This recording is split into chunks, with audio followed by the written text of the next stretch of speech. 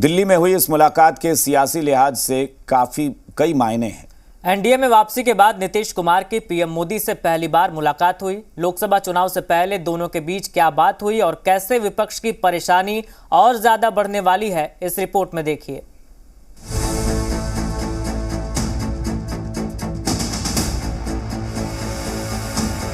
प्रधानमंत्री नरेंद्र मोदी और बिहार के मुख्यमंत्री नीतीश कुमार की मुलाकात 151 दिन बाद हुई।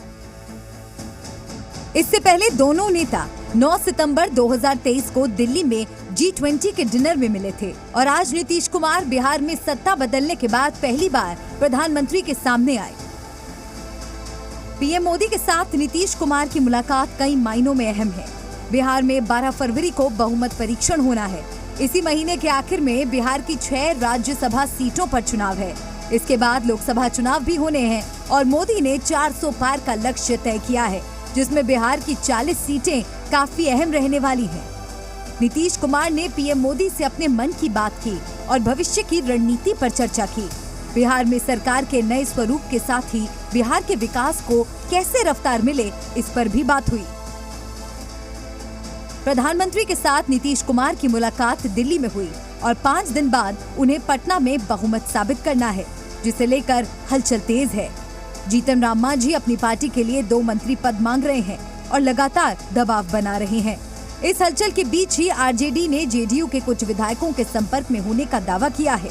वहीं उपेंद्र कुशवाहा ने दावा किया है कि आरजेडी के कुछ विधायक एनडीए के संपर्क में हैं, जबकि टूट की आशंका से कांग्रेस ने अपने विधायक हैदराबाद भेजे हैं। इस सियासी उठापटक के बीच ही जुबानी जंग भी हावी है। कहीं कोई जेडीयू बीजेपी के लोग संपर्क में नहीं है। हाँ, संपर्क में आरजेडी के लोग ही इधर हैं, यह बात अपनी जगह सही है। लेकिन गठबंधन जो एनडीए है उसका कोई भी विधायक इधर उधर है, ऐसा कहना बिल्कुल मूर्खतापूर्ण बात करना है। हम लोगों की भी नज़र जेडीयू पर है। 12 तारीख को पता चलेगा, दूध का दूध पानी का पानी हो जाए। बिहार में 28 जनवरी को सियासी तूफान आया और उसका असर अभी भी देखने को मिल रहा है। ऐसे में नीतीश कुमार की मोदी के साथ मुलाकात की ये तस्वीर सबसे ज्यादा विपक्षी खेमे को भी चुभने वाली है, क्योंकि जिन नीतीश ने एनडीए के खिलाफ विपक्ष को एकजुट किया, वही नीतीश अब एनडीए के साथ हैं। अब नौबत यहाँ तक आ गई है कि विपक्षी गठबंधन का अस्तित्व ही खतरे में है। 24 जनवरी को ममता बनर्जी ने बंगाल में अकेले चुनाव लड़ने का ऐलान किया।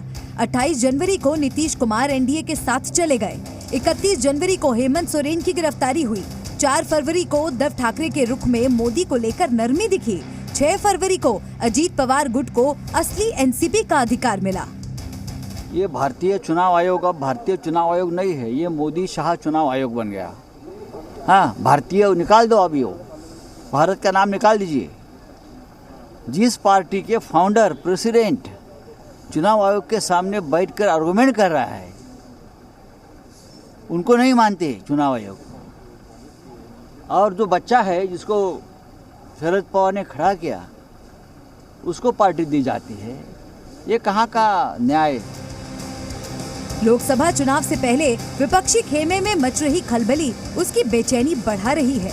अटकलों और कयासों का दौर उत्तर प्रदेश में भी लगाया जा रहा है, जिसे अखिलेश यादव ने फिलहाल खारिज किया है।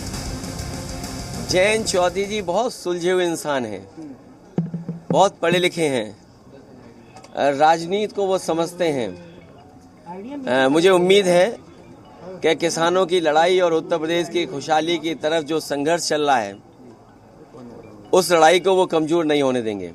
कमल खिलेगा, तीसरी बार प्रचंड बहुमत की मोदी सरकार बनेगी। भ्रष्टाचारियों के खिलाफ जो कार्रवाई हो रही वो होती रहेगी।